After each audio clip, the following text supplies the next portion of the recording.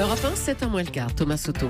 Le kiosque d'Europe 1 avec toutes ses plumes, Marion Calais pour les régions, Sophie Larmoyer pour Le Monde et Eva Rock devant la télé. Bonjour mesdames. Bonjour Thomas. Alors je suis sûr que vous vous souvenez de ça. Bah Manu, tu descends. Et pourquoi faire? Bah je sais pas moi, descends. Pourquoi faire? C'est Écoute, on va voir, évidemment je sais pas. le sketch des inconnus qui est repris en une ce matin de Libération, qui titre donc « Eh Manu, tu redescends » comme un avertissement à Emmanuel Macron. Le quotidien qui s'interroge pourquoi ça flotte depuis son discours raté de dimanche soir. Le leader d'En Marche peine à rassembler un large front anti-Le Pen. Un retard à l'allumage qui alimente les critiques envers un candidat parfois soupçonné de manquer d'épaisseur, analyse Libé. Il faut dire qu'il a en face de lui une candidate dont aujourd'hui en France se demande si elle est devenue normale. Oui, la dédiabolisation semble fonctionner. La qualification de Marine Le Pen accueillie dans une indifférence quasi générale, comme si de rien n'était écrit aujourd'hui. Sur la même thématique, CNews Matin s'interroge. Quel front face au front? Une partie de la réponse se trouve en une de l'Opinion qui titre « La tentation du sans-nous ». Abstention, vote blanc ou nul. Par stratégie, par dégoût, par désintérêt, les électeurs pourraient bouder le second tour. Toujours aussi peu clair, l'Humanité est devenue l'organe officiel de Jean-Luc Mélenchon qui titre « Le vote anti-Le Pen sans chèque en blanc à Macron ». Le FN qui a un nouveau président par intérim, il s'appelle Jean-François Jalc, président dont aujourd'hui en France nous révèle qu'en 2005, il se posait à haute voix un certain nombre de questions au sujet de l'utilisation du Zyklon B dans les chambres à gaz. Jalc, par ailleurs mis en examen en mai 2015, notamment pour escroquerie et abus de confiance dans les affaires visant le financement de sa famille politique. Le Figaro partage sa une entre la politique, comment Macron cherche des soutiens à droite, et l'hommage de la nation à Xavier Jugelé, victime du terrorisme. 20 minutes revient aussi sur l'émouvant hommage rendu aux policiers victimes du terrorisme, notamment par son compagnon. « Je souffre sans haine », a déclaré Étienne Cardilès, impressionnant de dignité. « Je suis rentré le soir sans toi, avec une douleur extrême et profonde, qui s'apaisera peut-être un jour, je l'ignore. » Avant de conclure, restons tous dignes, veillons à la paix. Marion Calais, 3-1 dans la presse quotidienne régionale. Et justement, après cet hommage, Lyon Républicaine donne la parole à des policiers. 3 témoignages anonymes dont ressort un sentiment d'être devenu une cible, une importante charge de travail et aussi un besoin de reconnaissance. Haro sur les mégots criminels dans Sud-Ouest. Les mégots criminels, exactement. Le concessionnaire de l'A63 et une association s'allient après les récents incendies en Gironde. Une campagne de prévention est lancée pour alerter les fumeurs qui ont pris la très mauvaise habitude de jeter leurs mégots par les fenêtres. Et puis 2 stades, 2 villes, 2 journaux et un même espoir, accueillir une demi-finale de la Coupe Davis. Ce sera France-Serbie en septembre prochain. La Voix du Nord et la Provence mettent à la une les candidatures du stade Pierre-Mauroy à Villeneuve-d'Ascq et du Vélodrome à Marseille pour accueillir l'événement. Décision attendue début mai. En tout cas, que ce soit à un endroit ou l'autre, ça sera une très belle fête. L'histoire du jour nous projette vers le 1er mai. Et le 1er mai, le 1er mai, c'est la fête du travail. Le muguet. C'est muguet, exactement Julie. Chacun cherche son brin le 1er mai. Et le filon est tel que désormais, une véritable mafia tente de l'exploiter. C'est en tout cas ce que dénonce le président de la Chambre artisanale des fleuristes du Nord dans Aujourd'hui en France. Olivier Turblin parle même de muguet connection. Et il vient de demander aux quelques 600 maires du département de réglementer la vente lundi prochain. Dans le collimateur, tous ces revendeurs, vous savez, qui s'installent un peu partout le 1er mai, eux on achètent... a le droit, je crois, le 1er mai normalement, Alors, non? on a le droit. C'est ce que précise justement le président de la Chambre artisanale. Il précise que le muguet sauvage peut être vendu, le muguet de jardin, donc celui qu'on ramasse dans le jardin, dans les sous-bois, il peut être vendu, mais sans emballage et avec aucune autre fleur. D'accord. Pour ça, c'est OK. Pour le reste, c'est très réglementé. Et tous ceux qui achètent ce muguet disent le fleuriste de mauvaise qualité, qu'il paie 3 fois moins cher que le meilleur prix des fleuristes chez les grossistes. Eh bien, ça fait une concurrence déloyale au final dans un secteur déjà durement éprouvé. Un appel d'ores et déjà entendu par certains maires. À Tourcoing, par exemple, un arrêté prévoit désormais une amende de 750 € pour le 1er mai prochain. Eh ben dis donc, c'est donc à lire ça dans les pages région. Maintenant, c'est dans les pages région exactement d'Aujourd'hui en France. Merci beaucoup Marion Calais.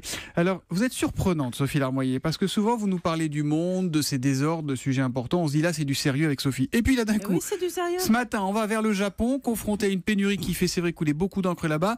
Les Nippons sont à court de chips et vous nous dites que c'est grave. Mais oui, c'est grave puisqu'on en parle bien au-delà de la presse japonaise. Même le très sérieux américain Wall Street Journal s'en est ému avec avec cet article La panique des patates au Japon. Avec un titre comme ça sonne tout de suite sérieux, quoi. Explication dans les pages de la revue asiatique Nikkei. Le Japon fait face à une pénurie de pommes de terre. La récolte très médiocre à Hokkaido, la grande île du nord de l'archipel, frappe durement les fabricants de chips. Hokkaido produit 80% des patates nippones. Or, l'île a subi en août dernier 2 typhons et un temps exécrable. Les répercussions se font sentir maintenant. Et donc, il y a 10 jours, gros titre, Calbee, le fabricant qui truste les 3/4 du marché japonais de la chips, annonçait qu'il suspendait la distribution de 33 variétés de chips. Bon, mais ok, moins de chips, c'est moins de cholestérol. Est-ce que c'est vraiment si grave? C'est quelque chose qui nous échappe là ou pas? Mais Thomas, c'est le drame. Vous ne mesurez pas l'importance de ce qu'on appelle les snacks au Japon, à commencer par les chips. Le Japan Times nous explique même qu'il y a un grand show télé en prime time sur la chaîne Asahi. 2 heures de programme pour élire les meilleurs snacks auprès de 10 000 consommateurs. Et donc, à l'annonce de la pénurie, les gens sont vite allés dans les magasins pour faire des stocks.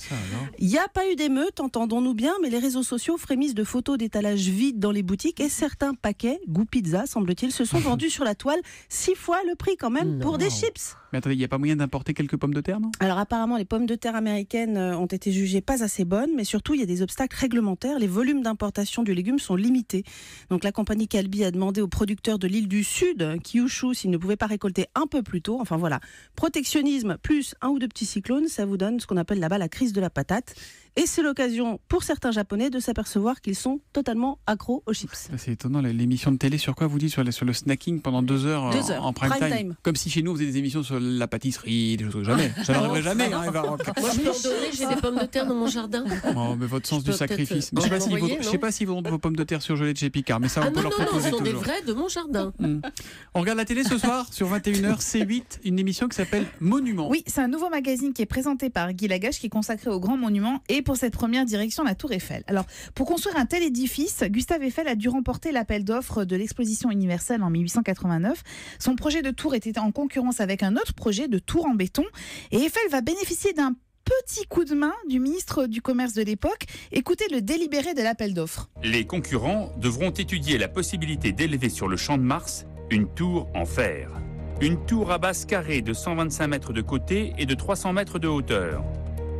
Comme par hasard, les dimensions imposées sont celles du projet de Gustave Eiffel.